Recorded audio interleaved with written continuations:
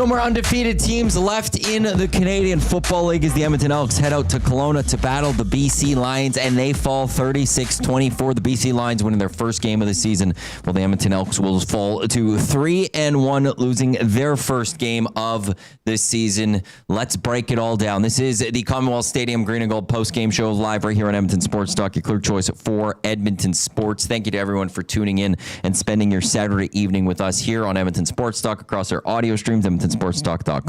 Tune in, iHeartRadio, Apple Music. Oh, no Apple Music. I got to get that one fixed out. YouTube. Thanks for those watching there and listening on podcast, wherever you get your podcast. He's Jay Milne. I'm Matt Iwanyk. We've got a lot to break down in this one. This was a game where the Edmonton Elks, there was a moment in time where they looked really good, that they were going to take control of this game late first quarter, early second. But for the most part, the Edmonton Elks did not come to play today. The BC Lions largely came to play today, but really the Edmonton Elks, in my mind, in many ways shot themselves in the foot. I guess in that sense, give credit to the BC Lions for capitalizing on various situations, including forcing and creating points off of many turnovers. But from coaching to defense to the offense, there's a lot to be disappointed today about with these Elks falling to 3-1. Your thoughts welcome in the nasty chat. You can text us 780-218-9999. With that, I welcome in my co-host Jay Milne on the show. Jay, your thoughts of this game as we break this all down. Just your initial thoughts. Thoughts. Yeah, the Elks went punch for punch early on, but ultimately it was the turnovers that cost this team. It was the turnovers and the run defense. I did not expect them to get gashed up the middle like they did. It wasn't like James Butler was running outside or he was getting the edge. This was straight up the middle. So maybe that goes back to the point you brought up in the pregame of a first-year player in Daryl Jabome. You know, he was. Look, you're going to run up the middle even if it's Nick Anderson. However, Nick Anderson might have a way to shed that offensive lineman that's coming towards him, or at least change the angle so that the rusher has to go back into traffic. Okay, so maybe Jabome was exposed a bit there. But look, man, my initial thoughts are this. The Elks played an awful game. It was not good. It was, Rankin did not really get going until the fourth quarter. And they only lost to BC by 12 points. Okay? So if you want to take any sort of a silver lining from this, they played terribly. Offense, defense, I guess special teams was okay. But you're losing to BC. Special teams. But you're losing to BC by 12 points, and you put up your poorest effort of the season by far. Yes. So if the Elks limit these turnovers, and especially in critical times, Matt, there was just times where momentum was starting to turn. Drives were going. And then, that Justin Rankin fumble, for instance. 3 straight games he has fumbled. He fumbled against Montreal. They kept the ball. Fumbled last week against Winnipeg. Fumbled this week. Both of those last 2 times, turnover. Gone. The other team has gained possession. I'm trying to remember the fumble last week, but today's momentum was turning. The Elks were moving the ball. They were getting a little something going in that second half. And I didn't see who bumped his arm, but Justin Rankin's arm got bumped. He loses the football, and all of a sudden the BC Lions take possession. And I'll say one thing I will say about Justin Rankin that I'm always worried when he's running because it doesn't seem like he has full protection of that football. And early in the first game, it was fine, but now that's 3 games in a row where he has put the ball on the turf, and that can't happen anymore. Absolutely. It's Derrick Henry-esque right now. Yeah, ball security is going to be something that has to be looked at in the running back group throughout the week. What do you think of Cody Fajardo's game? Because the stats make him look better than he was. Do they? He threw 3 interceptions. Well, but I look at the 395 yards, 3 touchdowns, not a bad game. But yeah, the 3 interceptions make it look poor. His percent would be down. He was 34 of 51. That puts him at 67%. 66.7 if you want to be specific as you were just there. But I mean, but when you look at some of his throws, they weren't right in the hands. The receiver either had to stretch out for it, or many times they had to go behind themselves, or like they weren't on target. And the decision making he was making though today, like there was that last interception where how do you not see Darnell Sankey's right there? You didn't see him. How do you not see that he's there? That's a good question. Like, how are you not? He's the middle linebacker. How do you not see where the middle linebacker is, who doesn't really move? It's not like he hid behind the post or something and came out. He was standing, maybe took 2 steps to the left, and Cody threw it right to him. Also, if it wasn't for a roughing the passer penalty, which I think BC has a little bit of a case for, did it get higher? Didn't it? Oh, he hit him in the head. I thought he did. I thought he just got him in the shoulder. No, he hit him square in the head from what I saw. But that did impact his throw, and there was another interception. It could have been 4 interceptions. And on that one, awful throw. But even in that Darnell Sankey throw at the end, if Darnell Sankey isn't even there, if magically Darnell Sankey is poof gone, that's not hitting Austin Mack. He was underthrown. Yeah, even if it was to go through the hands of Sankey, that would have still been a tough completion to make. I just felt like Cody at that point was rushing it, knew they needed to get points on the board fast, and just didn't go through his proper read progression. Because if you look from the end zone cut of that play, Brendan O'Leary-Orange is sitting wide open, 2 feet inside the goal line on the opposite side of where he threw it to Austin Mack. So just wasn't going through the reads, rushed that one. And look, it wasn't a great game for Cody Fajardo. It wasn't a great game for the Elks defensively. The BC Lions bottled up Justin Rankin in the rushing game. Now, that to me, like I see this in the chat. Stealth Legend says, all 3 wins, Rankin dominates the defense, and we win the 1 week when Rankin can't get anything going and Fajardo looks mediocre. Coincidence. I don't think this is an excuse. Like, Justin Rankin still had 100 yards receiving. Yeah, it's actually funny when we're talking about the 1,000 pace, just looking at this, with 19 yards doesn't hurt his 1,000-yard pace for rushing because he had such a high pace. His 100-yard receiving game bumps him back up. That 1,000 is actually, this actually helped him from that perspective. But here's the thing. That's I think where the frustration is coming from with someone like Stealth Legend saying that is that, okay, Justin Rankin was -2 yards. He was -1 rushing yards at halftime. Okay? It's not working. Why does it take you to halftime to figure out that you can put the ball outside to Justin Rankin? 3 times they did that in the second half. They each went for a first down or closer to 20 yards. But there was also the one that was a little forward pass that. Well, put it on him. It's a 10-yard throw, Cody. Just quickly, that goes back to my Cody was off today. Like he wasn't hitting, like even in that throw, he couldn't put it right in Justin Rankin's hands. Yeah. Just couldn't put it right there when it was a very short throw. Yeah, and that's the frustrating part. Why not go to that well early in the game? Why not start with getting Justin Rankin? You know he's good on the edges. You know he's good out of the backfield. We didn't see one single screen pass. Not one. Those were all designed. Justin Rankin leaks out of the backfield. That was not a designed screen pass. You did not see one screen pass from the Elks today. And in a game where the defensive line was starting to get further and further and closer to Cody as the game went on, that's the perfect timing to throw a screen pass. Like, sometimes this play calling just does not expand enough. It's in the playbook. We know that. Why does it take you to the second half to throw a swing pass to Justin Rankin to get him one-on-one against a linebacker in space? He's going to win that battle. He's not going to win every battle, and you're not going to execute perfectly when you're trying to run the ball up the middle over and over again. There's 2 reasons why. One is we've seen Jordan McSimic takes a long time to adjust in games. I'll go back to the Montreal game when we had the nasty bash last year. There was a first half where nothing was going, and then the second half, they didn't rush the ball once, but they put the ball through it to Justin Rankin's hand. But it took them that full half to figure that out. We've seen that a lot with Jordan McSimic, that it takes him a while to fully go, oh, this isn't working. What else can I go try? Or when something's working, it's like he's also like when he works twice, we can't do that again. Like there was a point in that fourth quarter where they hit Rankin on a throw to the outside, and you're like, just keep doing it. Yeah. Just keep doing it, because until they stop it, keep doing it. But he's like the opposite. He's going to keep doing something that doesn't work until it's been too long. Oh, we're going to trick you with this trick that we're thinking you're going to think we're tricking you, but actually we're tricking ourselves. Exactly. As opposed to, okay, this is working, let's just keep going. It's like, this is working, okay, they're expecting it, let's try something else. Yeah, simplify, and man. The other thing is, I think sometimes that Cody just wants the ball in his hands and he wants to push it down the field. And this goes back all the way back to his days in Saskatchewan. Talk to Lieutenant Eric about Cody Fajardo's time in Saskatchewan. He loves to just throw it deep downfield, and he's not the best long ball thrower.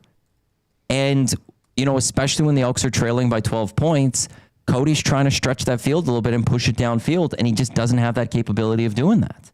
Well, and you mentioned it off the top that Cody was just off the mark today. You saw it all with that simple swing pass to Justin Rankin that, you know, Matthew Betts took back. It wasn't, you know, it was a forward pass, incomplete pass, just off the mark. Okay, that interception late in the first half to Jackson, that it was a tipped ball and then went to Jackson Finley. That ball was too far ahead of Austin Mack. If he put that in the hole, that's a first down to Austin Mack. So so for Cody Fajardo's sake, throw that game out. Learn from it. See the field better when you look at the game tape, because you're going to realize that Justin Rankin was untouched. Oftentimes out of the backfield, he would squeak out because they were bringing so much pressure. Like, you just have to simplify if you're the Edmonton Elks offense. And credit to BC. I mean, you got to give them credit. They were able to get to Justin Rankin. They were able to get to that offensive line. They made the offensive line look pretty silly on a couple different instances. Wow, Justin Rankin, 7 rushes. That's it tonight. 19 yards. Cody had a run. Snyder had a run. That was just a sneak from Snyder. But they held Justin Rankin to only 7 rushes. Cody Fajardo threw the ball 51 times today. That's an absurd amount of times that he put the ball in the air. And that's the credit to the BC Lions, that the Elks game plan was, let's just throw this. I do want to go to coaching, but I got to go to the head coach, because I am confused by Mark Killam's fourth quarter.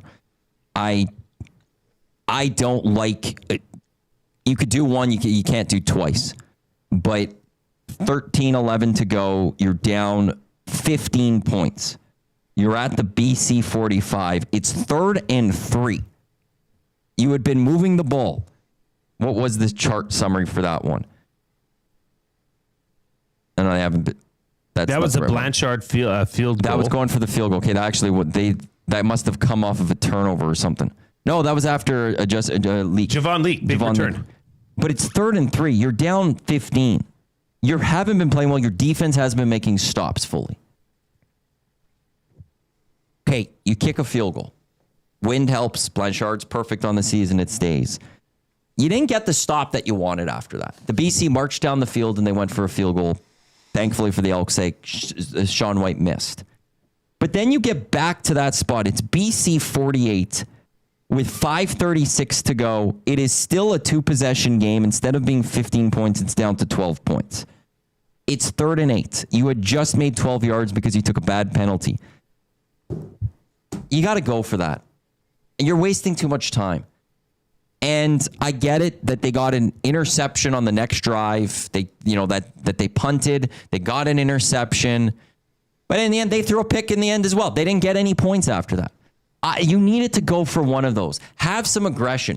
Push it. Your defense wasn't good enough today. Now, in the end, people could come at me and say, well, they didn't give up another point anyways. It was 36 points at that time with 13-11 to go. Yeah, but BC also isn't pushing as hard because they're just protecting a 2-score lead. You're not playing a great game. It hasn't been your day. Your defense has struggled. They couldn't stop Butler. I would have loved if Mark Killam would have went for one of those. Both of those, you don't have to go for both. But in one of those instances, to me, you have to at least go for it. You have to push it because of the way that you're playing today. Didn't like that from Mark Killam. Well, and to that point, Matty, the Elks defense only gave up 7 points in the second half. Because they weren't scoring points. Well, I know. They didn't have to match them. If you're looking at the ebbs and flows of the game, you can also realize that your defense is playing pretty damn good right now. They're not allowing the deep shot. They're bending. They're not breaking. Go for it. in both instances.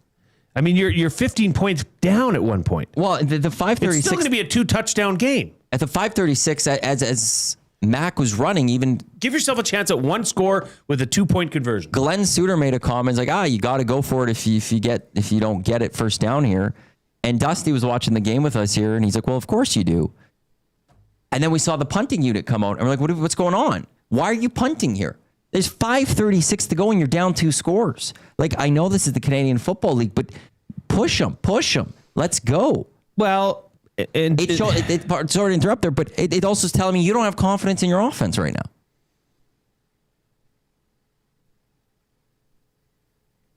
I don't know. I felt like there was a level of there was Mark a path to that ending up being absolutely the right decision. Once Joel DeBlanco got that tipped interception, if they go down and they score that, this is a totally different conversation. However, they didn't. Right, but the flip side I could say, because there's the what if, like you weren't expecting necessarily the turnover coming up in the next play. No, like, you probably could have been because your defense was playing really well in the second half. You're expecting a stop and a punt. That's what you're expecting, not a turnover. I can flip that and say you go instead expect that you're going to score points. Instead expect that you're going to get a first down and go score points. So that to me says that even though your defense is giving up 36 points, you have more confidence in your defense still than what your offense was doing today. Hey, if you don't trust what's going on out there, then make some sort of change with your offense. I don't know. I think in those situations, at some point, we saw them go aggressive last week to try to put the game away. Didn't work, but I love that call. I don't know why you didn't see it when you're trailing today. In the inbox, Jay says Fajardo was awful today, and is the play calling on McSimic or is Cody checking down? Probably a combination of both. But I wonder, like, how many weeks are we going to continue to go here where you're criticizing this play calling? Because clearly things worked. Justin Rankin had 100 yards receiving. He was the Elks' leading receiver. They were able to push the ball downfield early in the game. Kudos to them. But if the running game's not working, there needs to be a plan B that needs to be enacted sooner than the second half. Because in this instance, it was too late. Justin Rankin had -1 rushing yards in the first half. And yeah, sure, can you look at the offensive line and say, what the hell was going on today, guys? You know, you could only have so many mental busts and so many, whoops, that guy swam me and made a tackle in the backfield. I mean, offensively, very up and down for this game. But I don't want to sit here and say that this game is entirely on Cody Fajardo. I don't think you can say that. He did some good things. I mean, at one point, they were up. Kyle Julian Grant had his second touchdown of the game. They were up 14-10. They led 2 really solid drives. This looked like it was going to be a shootout. Then the turnovers started happening. And that was one of the keys to the game for me, and it always will be, is this turnover ratio. But BC won 4-2. I guess for those being critical of Cody is that he then accounts for 3 of those. Sure. That's the part. But the Elks are marching the ball, and Justin Rankin turns the ball over. I mean, that's the guy. I get it. He carries the mail. But to me, that was the biggest turnover of the game because momentum was in the Elks' favor at that point. And Justin Rankin was starting to get going. And it was just a needless turnover in BC territory that really stalled things. See, where was that play? Justin Rankin. They were on the BC 36. So the play was 2nd and 10. He fumbled at the BC 29 because he was moving. He probably would have had a first down. Yeah, he would have had a first down. And that's third quarter, and the Edmonton Elks were down at the time 29-21. Well, don't forget Cody Fajardo, the drive before, threw a interception. Yes. Now, I will say, Kyle Julian Grant stopped running on that route, which is a major no-no. But I even want to just go to the Justin Rankin play because Cody's interception there, I would have to go look where it was. Here it is. It was 29-21, but they were at the BC 51. So I'm going to give a little bit of a leeway there. Justin Rankin, again, he officially fumbled the BC 29. Worst case is you're settling for a field goal. It's a 29-24 ball game. It's a 5-point ball game. Instead, you lose those 3 points. BC marches the other way. They score a touchdown. Huge. It's 36-21. There's the big swing right there. There's a 10-point swing minimum that happens on that play because Justin Rankin, for the third straight game, puts the ball on the ground. But I'll also go like today, and this is why I can't put it all on Cody with you. He takes a large share. Jordan McSimic takes a share. Justin Rankin's going to take a share. The defense. It's the defense. I'm sorry. Like that, you give up 29 points in the first half, and large part of that, you couldn't stop James Butler. Yeah. And if there is a concern I'm going to have for this defense moving forward, I'm not even going to put this on Jabome. This Elks defense has struggled with the rush attack this season. Thies rushed for almost 100 yards. Daniel Adebayo rushed for almost 100 yards. Brady had a big game last week for the Winnipeg Blue Bombers. They are right near the bottom. They were right near the bottom of the Canadian Football League coming into this game in terms of rush defense. Yeah, they're giving up 100. Coming into today, they were third last. At 110. Third worst, 110 yards per game. Well, that's going to drop. That's going to be 115, 116, whatever that number is going to be. 4 games this season, the Edmonton Elks have not been able to fully shut down the star running back or the feature running back of the other team. That's now going to be the concern I have with this defense. That includes having Nick Anderson out there. That includes having Brock Mogensen out there as well. Sure. So why is this defense right now struggling stopping the run? They're great stopping the pass. They're great getting the pressures. But right now, through 4 games this season, what is that? It's almost 4 games out of 18. I don't know what the math is behind that. Just a little over a quarter of the season, or a little under a quarter of the season done. The sample size says the Edmonton Elks are struggling stopping a running back. They have. And generally with the run game, it's gap control. Where guys, are you supposed to fill this gap? Okay. If everybody fills their gaps, this is on lockdown. This running play is not going anywhere. However, way they did it or game plan for it, BC was able to move the Elks out of their gap control system.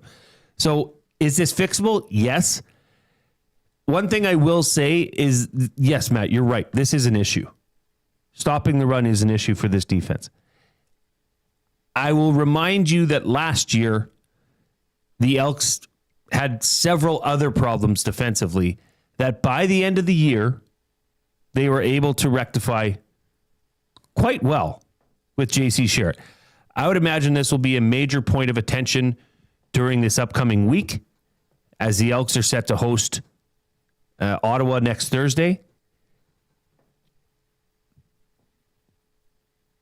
But yeah, that's kind of the point, Matt, or the main overarching theme here for me. They got gashed up the middle. They kicked themselves and tripped themselves up at critical times with turnovers. Yet they only lost to the BC Lions by 12 points. Like they played a pretty bad game all around. Except special teams. I thought special teams was okay. Well, Vincent Blanchard's still perfect. They took one. Field goals. Yeah, he missed an extra point today. But they took one of the 3 facets, but they lost the other 2. That's right. I thought Joel DeBlanco had an outstanding game. There's one guy you could have as just, he's been a star. Right now, he's the leading contender for Defensive Player of the Year for this team. Yeah. That great interception. Forced that early interception that Jabome had because of his hit. Joel DeBlanco has been all over the field for 4 games this year. He just keeps getting better. He had a nice knockdown where he stretched around. Joel DeBlanco is just turning into a legit stud and star on a defensive side of the football. There's no question about that. But I guess I'll just go back to things we talked about on the kickoff show. One of the things is this Lions defense gave up 31, 41 points. The Edmonton Elks couldn't get into the 30s today. They were stuck at 24, and in the entire second half only managed 3 points, managed a field goal. Which they should have easily been able to do, but they were the ones that inflicted the pain on themselves. Simply put. So that to me, is something you can look at and say, okay, I mean, this team, you're never going to have perfect games. They haven't played a perfect game yet, regardless. But when you're continually hurting yourself in terms of turnovers, it's really hard to gain the momentum back, especially when, like I said, the Elks defense showed up in the second half. They were much better in the second half. The Elks red zone was 2 for 3, right? That's been steadily improving throughout the year. But if you want to talk about a defensive statistic, the rushing game is a problem for the Elks. So is red zone. BC was 4 of 5 in the red zone today. That's the difference in the game. A is that they got into the red zone 5 times. B, they converted for touchdown on 4 of them. That's 28 points right there. Wow, but to benefit the doubt for the defense, how many times did the Lions? I know there's at least one situation where after an Elks offensive turnover, they were right on the knocking on the door. Yeah, but that might have been actually the only time that they didn't actually convert on the red zone. All 4 of BC's touchdowns came from inside the red zone. The rest of the points came on field goals. So that's also another issue that you're going to have to address. But this is not the sky is falling. This is a desperate BC team that pretty much came out, and early on in the game, I thought the Elks were punching right back. And I said, okay, this is going to be one of those nights. It's going to be a 38-35 game, and it's whoever has the ball last is going to win. Right? And then turnovers. Bad penalties. I mean, if you want to look at the penalties for this, the Elks took 7 penalties for 80 yards. BC took 3 for 83. They took advantage of their yards. Or on those penalties. They made those penalties count. I mean, I'll just say this. The first penalty of the game, I think it was on the second drive for BC. Cordell Jackson hits James Butler hard. James Butler was fully inbounds, not going out of bounds. He was going forward inbounds. Cordell Jackson comes and rings his bell, and they call that unnecessary roughness? What are we doing?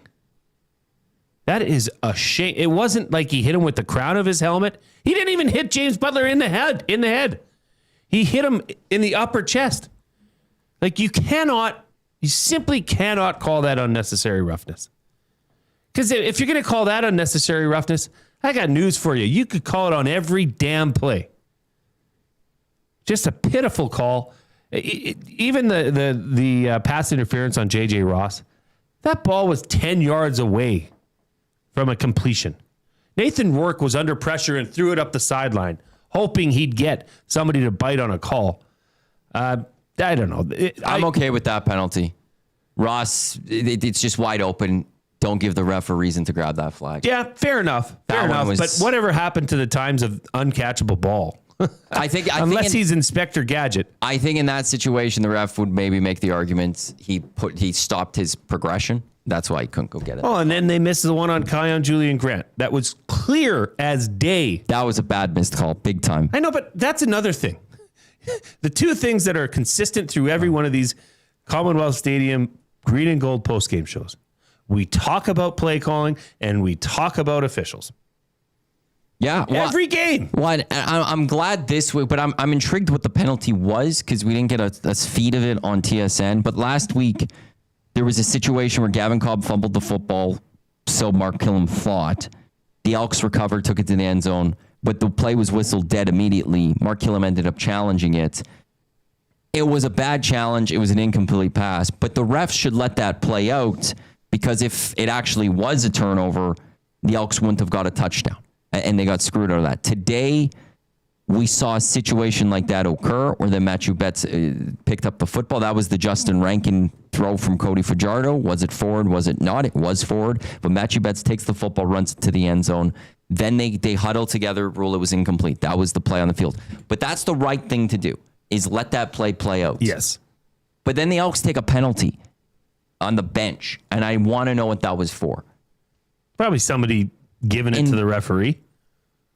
And if that's from Mark Killam or something, that Terrible. Got to calm down, because it was going to be, and this is that led up to the 3rd and 8 at the BC 48 with 5:36 to go. You were going to have second down at the 55 or whatever it would have been. Instead, you got pushed. It was 2nd and 20. You got 12 yards on the play, and then you ultimately punted. But that, you got to be better on that one. But I'm glad that the refs allowed that one to carry out. However, I don't know if the CFL has the same crews if they're all together or if they mix and match. Andre Proulx did the game last week for the Edmonton Elks. His crew did. So if that was his crew, they screwed up last week, and it just emphasizes that point for me a little bit more. This is the Commonwealth Stadium Green and Gold post-game show. Elks fall to 3-1. BC Lions improve to 1-3. Elks fall 36-24. Get your game face ready, Edmonton, as the Elks. They're going to be back in action down at Commonwealth Stadium for another electrifying game. That goes Thursday, July 9th. That's this upcoming Thursday. Experience the action live at Canada's largest outdoor stadium, football, entertainment, and game day energy like no other. Grab your tickets now at goelks.com. Don't miss the action. Jay and I will be there live for the Green and Gold, or the Commonwealth Stadium Green and Gold kickoff and post-game shows live from the Commonwealth Community Rec Center, as we'll be getting set for two home games for the Edmonton Elks back-to-back. BC Lions going on a bye. They will then come to the Edmonton on the 17th. So for the BC Lions, they get a back-to-back with the Edmonton Elks, where the Edmonton Elks will get a BC or an Ottawa sandwich with BC as the bread on either side of that. In the inbox, 780-218-9999, GM Parisian. This was a needed punch in the face for this team. Having them on top of the power rankings was absurd. Ticats, Riders, Stamps, probably Argos, and Als are all better. This coaching staff is overmatched. Rankin produces despite their play calling. Defense got exposed. I will challenge on just a couple of those teams. The Elks did beat the Alouettes. I get power rankings, though. You're going there. I'm not so sure about the Argos as much. Their defense isn't that great out in Toronto. So I'm not so sure about that one. Based on this season, I won't have much of an argument, though, especially on those first three. But even the Alouettes, I won't make too much of an argument. But the thing is, the Edmonton Elks, they're punching on that doorstep, and they just need to go put up a couple more wins. Like, I really want them to go. They need to show still that they could beat the BC Lions. This is still that one dragon that's left to be slayed. They get this and that an opportunity in 2 weeks. And into everything you're saying, Jay, through my issues with the coaching in Mark Killam's play calling there, the issues with Jordan McSimic, the turnovers, Cody's play, Justin Rankin's fumble, not having him running the ball earlier, the defense struggling stopping the run.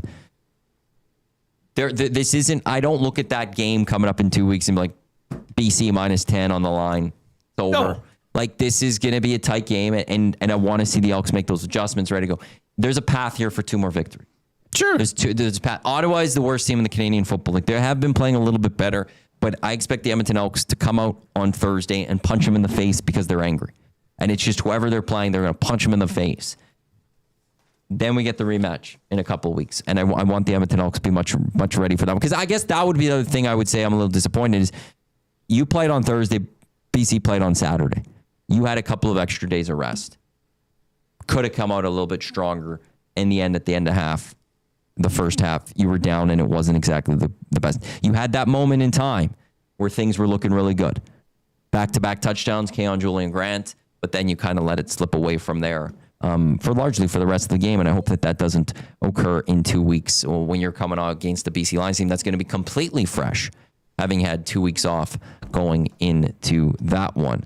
The real Tube Socks, we've been blessed by Andre Proulx. He's a national treasure. I'll be sad when he's gone. I will say that. Yeah, me too. I'll still be sad when he's gone, but I love the way he says penalty. It's very Canadian. Very Andre Proulx.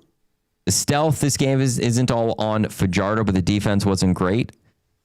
But today was the chance where Cody could have taken the game over when Rankin couldn't get it going, and Cody choked with 3 interceptions. Okay, one of those interceptions you got to just simply understand. Keon Julian Grant gave up on the route. So that was the first one of the second half. I cannot blame Cody Fajardo for that one. Keon Julian Grant is going to get an earful in film work on that one. You cannot give up just because you're covered. I mean, they were going downfield. Austin Mack was covered on those deep shots.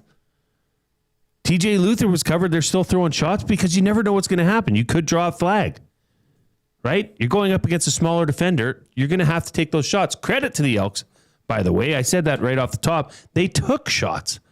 They were going and pushing the ball downfield. But yeah, I mean, this would. I'm choosing not to overreact.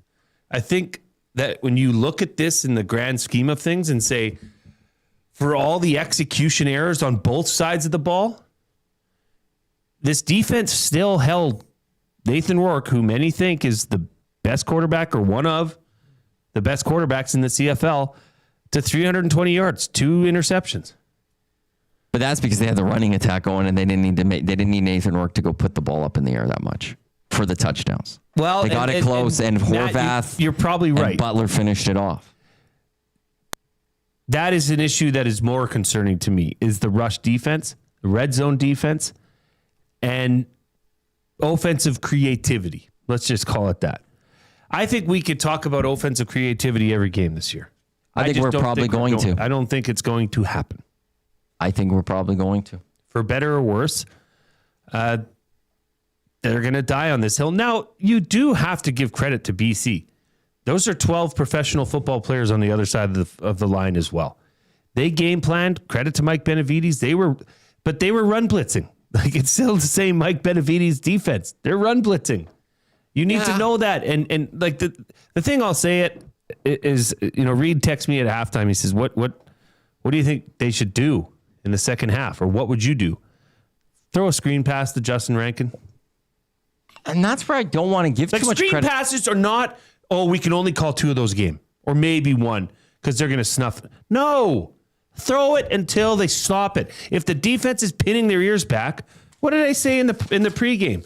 What's a way to beat a team that's blitzing you? Quick slants, hot routes, screen game, cutbacks, or counter runs. Did you see a counter? No, it was all this read zone option stuff where all it takes is one defensive lineman to blow the play up. Get some of those offensive linemen moving. Get them on train tracks, pulling around and hitting Matthew Betts unexpectedly. That's a great way to create lanes. Well, I didn't see that once. There's multiple ways to do a screen. You could do a running back screen. You could do a wide receiver screen. You could do a fake screen one way and throw it the other way. I believe they tried one screen to Austin Mack. He bobbled it and then got lit up. Remember, he fumbled it? And I think, I forget which offensive lineman it was, recovered it. But that did not go well because whoever was in charge of blocking the defensive lineman that can pop out didn't execute. He had a good game, Austin Mack. 8 catches, 141 yards and a touchdown. If he had that type of a performance that this team has needed for a number of years, or at least last year, to just be that impact receiver.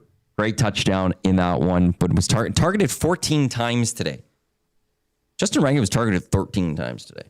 Mm-hmm. That's a ridiculous number. Now, when you're putting the ball up in the air 51 times, you're going to have a lot of those numbers there. Julian Grant, though, did 32 yards on 4 catches and the 2 touchdowns in this one. And Brandon O'Leary-Orange, 3 for 37. But I do want to highlight there was that one where 2nd and 10 or whatever it was, needing 2nd and 8, caught the 3-yard pass. But he just looked upfield, got the legs going, and he didn't stop until he got the first down. Mm-hmm. And that's a play. We saw it a couple times today from the Elks offense. That's a play we've seen go up against the Elks defense a lot. I think Austin Mack was the other one there was a 2nd and long. He got it. He forced to a 3rd and 1. The Elks brought up Cole Snyder to punch that first down. I like that. I like the fact that, and those weren't, it's 2nd and 10. They threw 5-6 yards, but it was to an open receiver who could just kind of gut it up upfield. Yeah. Not just a guy who's running a 3-yard route with the defender right on him and throwing at him and then walking off the field. There were some nice plays. I really enjoyed that. Shotgun Sports Network, hello, Scout. JMac offensive system is bland. Where are the sweeps? 2 or 3 sweeps a game. Is improvement sure? 2 or 3 swing passes a game. Swings a game is improvement for Well, we were talking about it last game, Matt. Do you remember when they came out against Winnipeg? First play of the game, Cody Fajardo has the ball and tosses it sideways to Justin Rankin. They ran their whole first series on that. We did not see that once tonight. Not once. I'm sorry. That is inexcusable. If you were to rank most culprit down of tonight for the reasons that the Elks lost today, how would you rank that? Elks run game is number one. No. Elks run D. defense. Turnovers.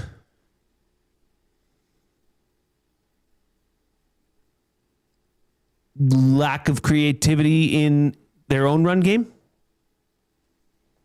Like this shotgun draw up the middle to Justin Rankin is just. It worked once today. Yeah, in the second half. Yeah, it worked once. Well, that was when things were going that for was a him. designed pass draw where he actually went to look to pass and then he gave it to Justin because that backs off the linebackers. Oh, whoa! What a scheme! It's just like mind-boggling to me that you see things in games that have worked for Justin Rankin against Winnipeg. They thought, oh no, they're gonna come up the middle hard on Justin Rankin. Let's get him on the edge. Let's do this little quick shovel or a little sweep kind of look to get him outside.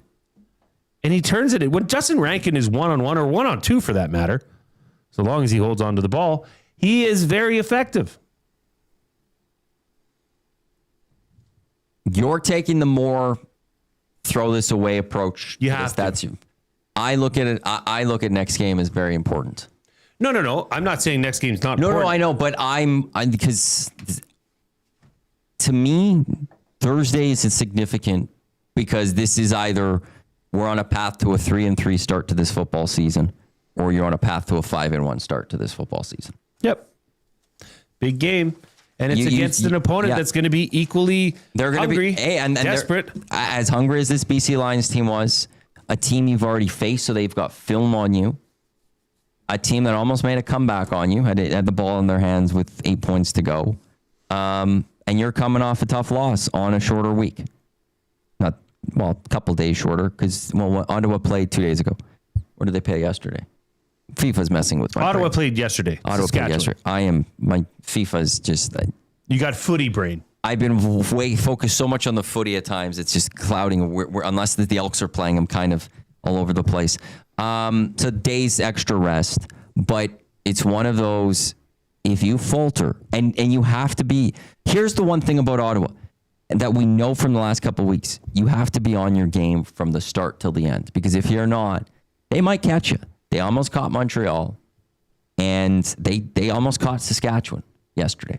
You know, Saskatchewan makes that late stop in the game, which holds off the victory for the Saskatchewan Roughriders. They hold on. They get that extra win.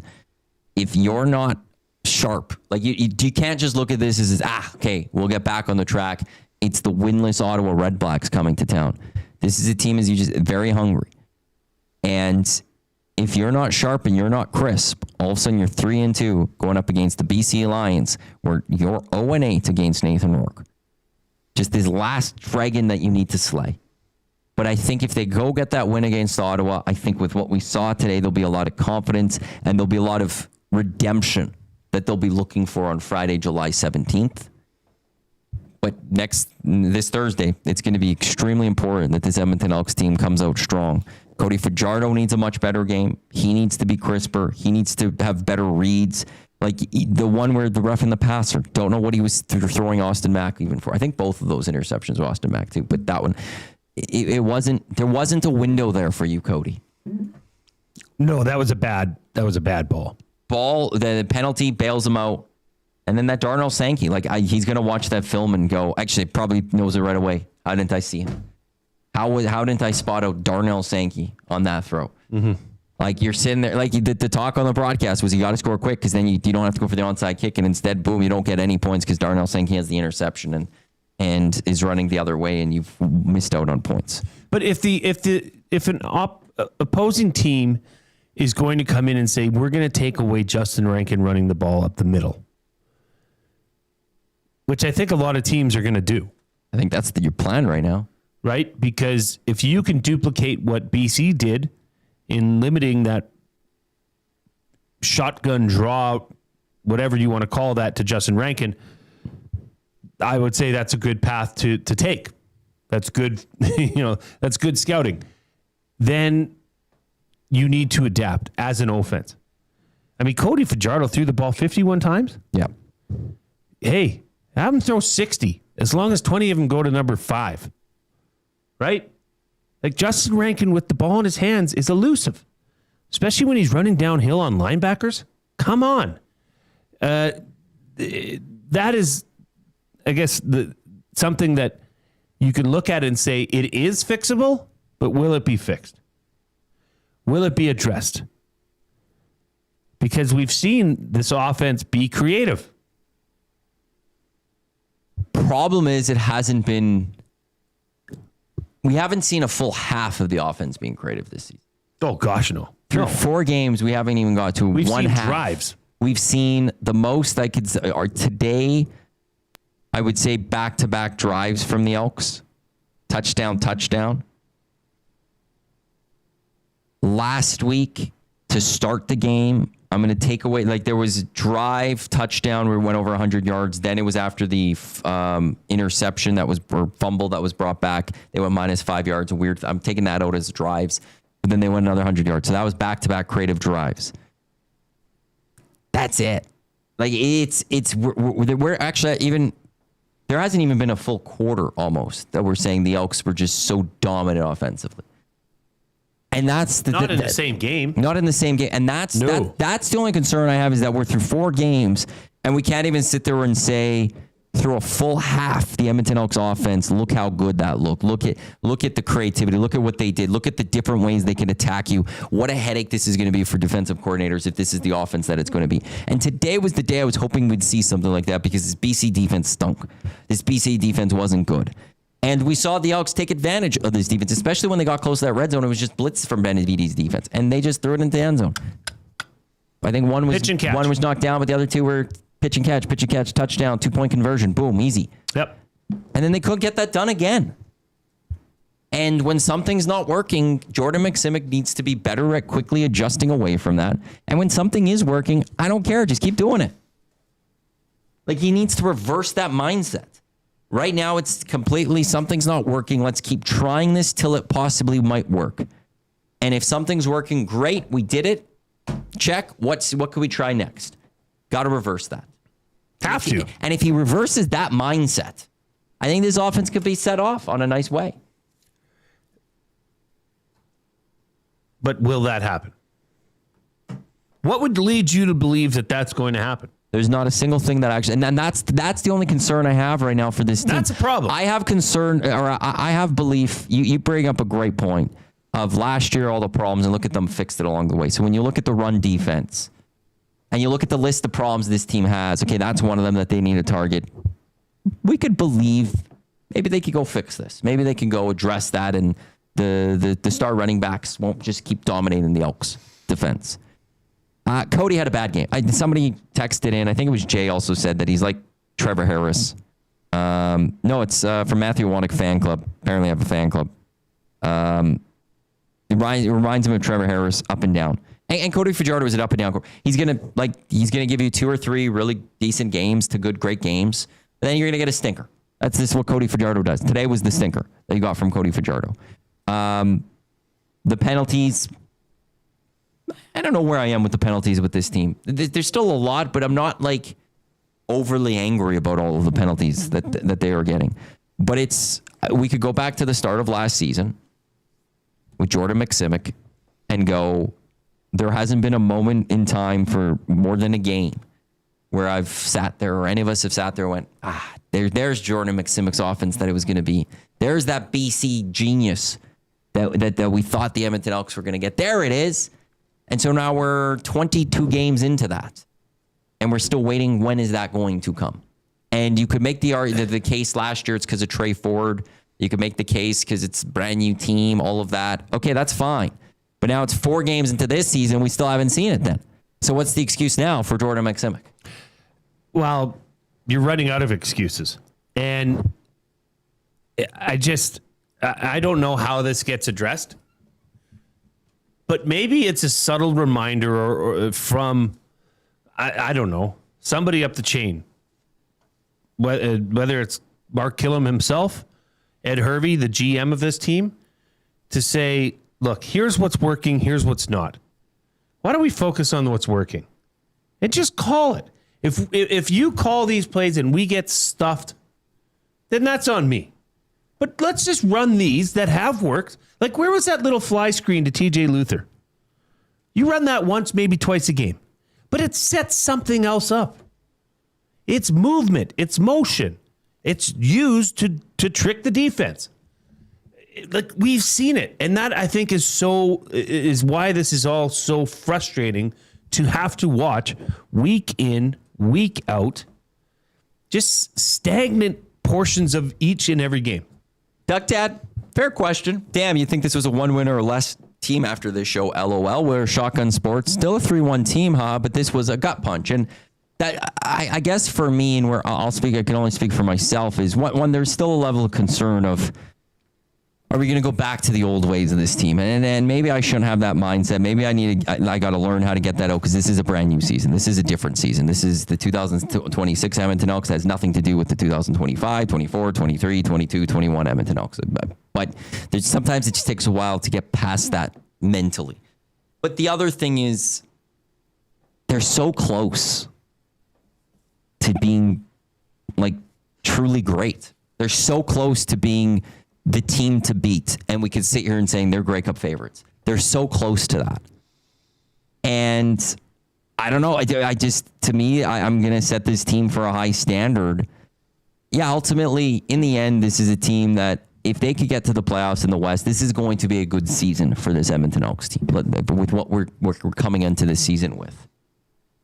But what I see from this team right now is it's there. There's a path to a Grey Cup with this team. It's a 9-team league, but the way they've played, it's there.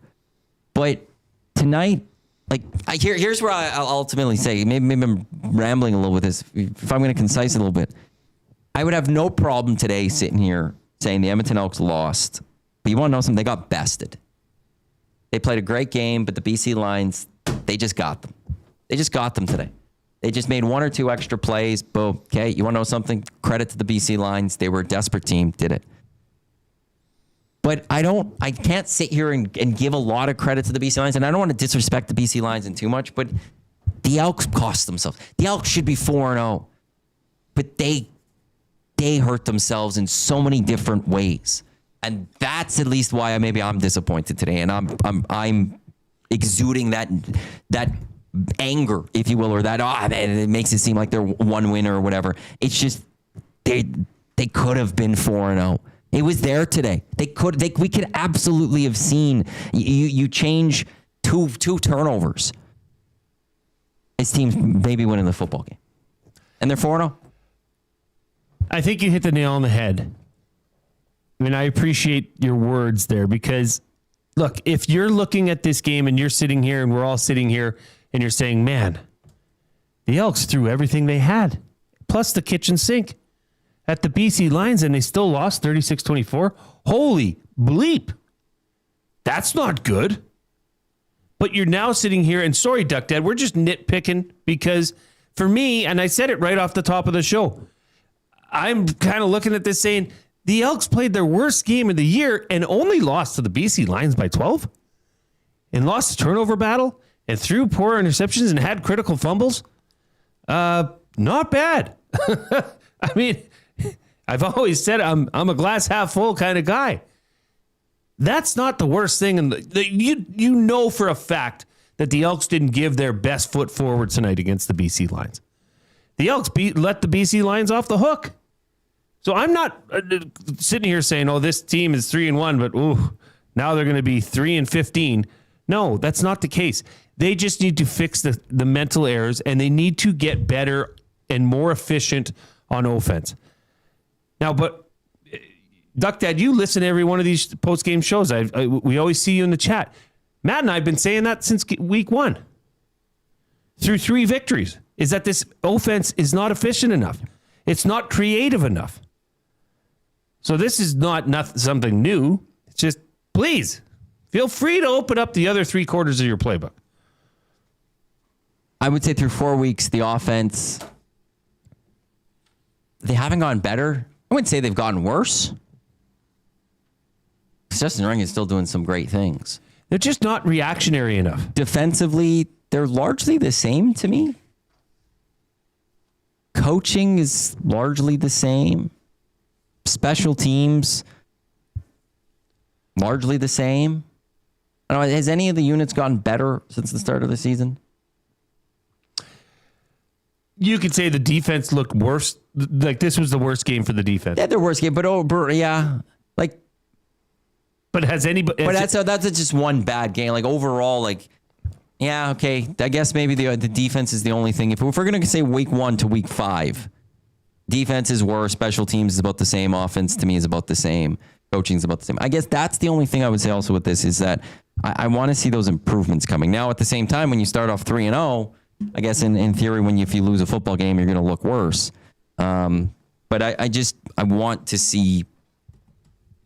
I just want to see that next evolution of this season for this team finally, and I hope we see it over the next 2 weeks. Where there's the growth of the practices. There's those type of things where the coaching staff, we know that they're working on things. I want to see that next step of, okay, that offense, let's just look at them because, again, that has been the one for 4 weeks. We've seen them now, okay, that creativity has shown up for a much longer period of time in games. Or from the defensive side of things, we're seeing the star running backs numbers drop. I'm just ready for that next evolution of this team for this season. Well, then here's what you got to do. You got to take this game and remember this game and look towards next week, next Thursday, Ottawa, and say, okay, did the Elks improve from this, valley 4 weeks in to their season? Did they improve on the things that plagued them today? Their run defense, turnovers, lack of creativity in getting Justin the rank of the ball.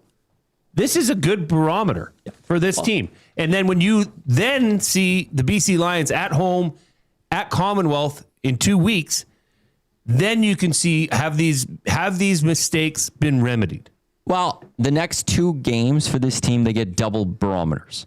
Next Thursday, they can. We're going double barometers. Well, you get the 2. You get from last week, so from this week to next week, but you also get from week 1 to week 5 or week 6 because it's the same opponent.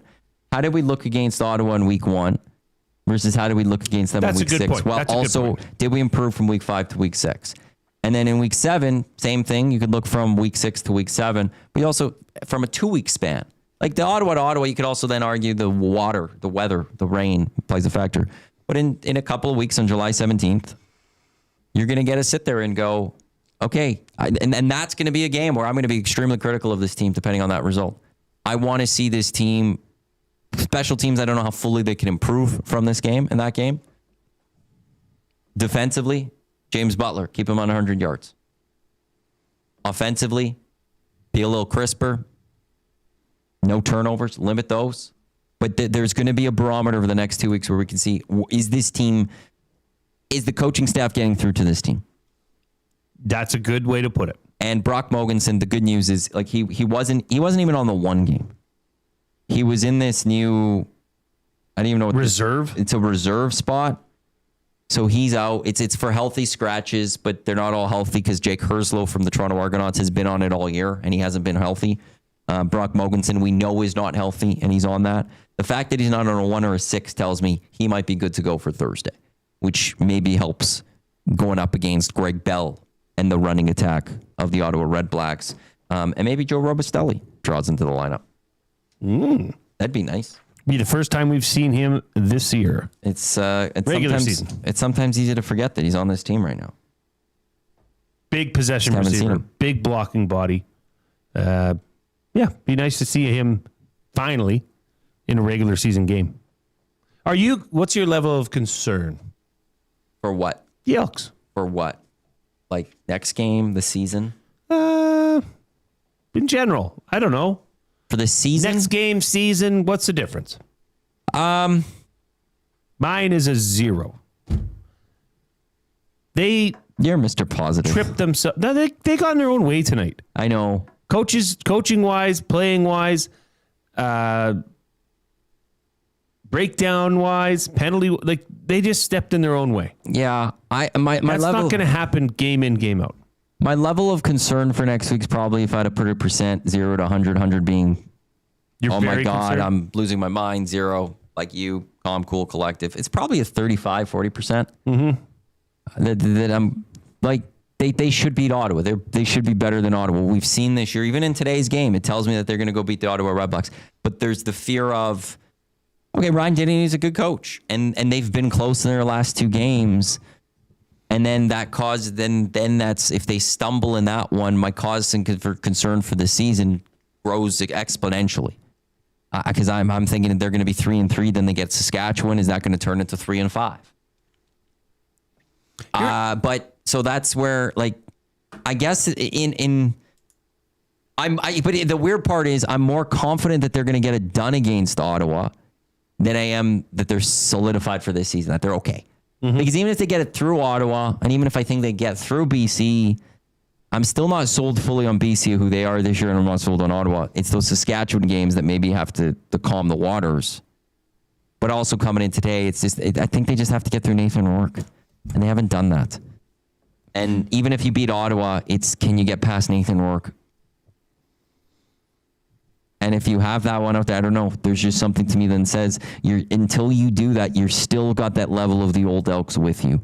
And until you could fully just cleanse that out of your system, I'm always going to have a little bit of that old Elks expectations of bad things that I will put on you and cling on you. I'm really going to be interested to see how the Elks practice this week. I'm quite confident that the level of practice or the level of compete in practice last week probably was not where head coach Mark Killam wanted it to be. I think that's going to change this week. And I think if they can get back on the same page in practice, execution-wise, that will transfer over to a better result or a better effort from this team next Thursday. So I'm interested to see what the vibes are like come practice on Monday. Would those be your final thoughts, or do you have other final thoughts? That's good. I hope this team's ready to go on Thursday because, well, one, my prediction of the start of the season will hit 4-1. Hey, that's cool. That would hit. That's not even money or anything. It's just a prediction. I want to just see this team get back out there. I think it's a short week's good for this team. Go get that victory, get back on that winning feeling, and have some revenge on July 17th, and maybe the confidence in this whole city is going to boom. You get that win next Thursday, too. I think that goes huge for just business of this club for July 17th, a Friday, to get people down to Commonwealth Stadium, to pack Commonwealth, and start getting people back into Commonwealth Stadium. Cody Fajardo's got to be better. Justin Rankin, what's the movie Program where the running back had to hold it? He needs to do that all week. You get a football, you can't lose it. Can't go on the ground, because that's 3 weeks in a row, and you almost cost them one of those games. Didn't, but it didn't help this week. And Jordan McSimic, it's okay to go away something that's not working. It's also okay to stick with something that is working. Give that a try on Thursday. See how that goes. And defensively, get ready for Greg Bell. You guys need to be better when it comes to the run defense. Thank you, everyone, for tuning in to the Commonwealth Stadium Green and Gold post-game show. The Edmonton Elks, they dropped to 3-1 on the season after dropping a 36-24 game and touchdown Kelowna out to the BC Lions, who improved to 1-3 on the season. The Edmonton Elks also divisionally are now 1-1 on this season. Coming up here on Edmonton Sports Talk, we got some replays, but 8 o'clock tomorrow morning, it is the VIP Golf Show with Murray McCord. It's one of his best shows and one of the best shows of the season that he always has. It's the Women in Golf edition. Hey-o. So all the guests are females that will be on with Murray McCord. So that gets going 8 o'clock right here on Edmonton Sports Talk. And then Dustin Nielsen, Lieutenant Eric, and YouTube Trev, they will be back Monday morning, 6 a.m. for the Nielsen Show with Lieutenant Eric, presented by Weish Johnson. They'll recap Elks, they'll recap Canada, and the latest that's going on in the World Cup. Thank you, everyone, for spending your Saturday night with Jay and myself. As the Edmonton Elks, as I said, they fall to the BC Lions. On behalf of Jay Mill, I'm Matt Iwanyk. Thank you very much. Enjoy the rest of your Saturday night. Enjoy the rest of your weekend. Thanks for tuning in to Edmonton Sports Talk, your clear choice for Edmonton Sports, presented by Play Alberta. Have a wonderful evening. I'll talk with you on Monday.